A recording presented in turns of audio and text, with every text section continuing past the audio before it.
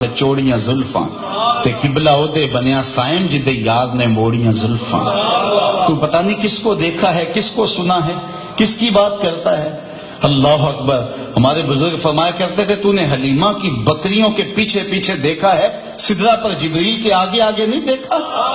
اور اقبال کہتا تو نے یوسف کو کنویں میں دیکھا تو کیا دیکھا، آرے ناداں جو مطلق تھا مقید کر دیا تو نے، تو ابھی تک کنویں میں ڈھونڈ رہا ہے، وہ مصر کے تخت کا مالک بھی بنا ہوا تھا۔ تو جب نبی علیہ السلام کی عقیدت سینوں میں پیدا ہوگی تو لازمی نتیجہ یہ ہوگا کہ حضور کا پیار پیدا ہوگا۔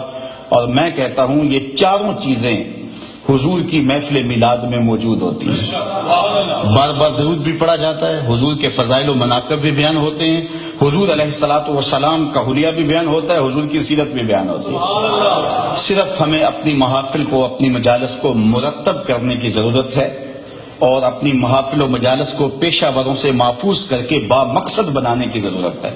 اگر ہم اپنی محافل کو، اپنی مجالس کو با مقصد بنا لیں تو ان محافل کے ذریعے سے ہم امت کو کھڑا کر سکتے ہیں، اور عشق رسول سے ہی امت کھڑی ہوگی۔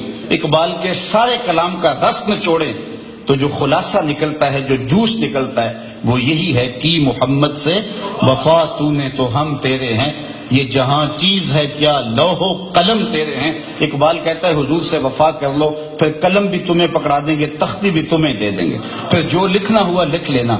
تیری تقدیر کے فیصلے کہیں اور نہیں ہوں گے، بلکہ خدا بندے سے خود پوچھے گا بتا تیری رضا کیا ہے۔ وآخر دعوانا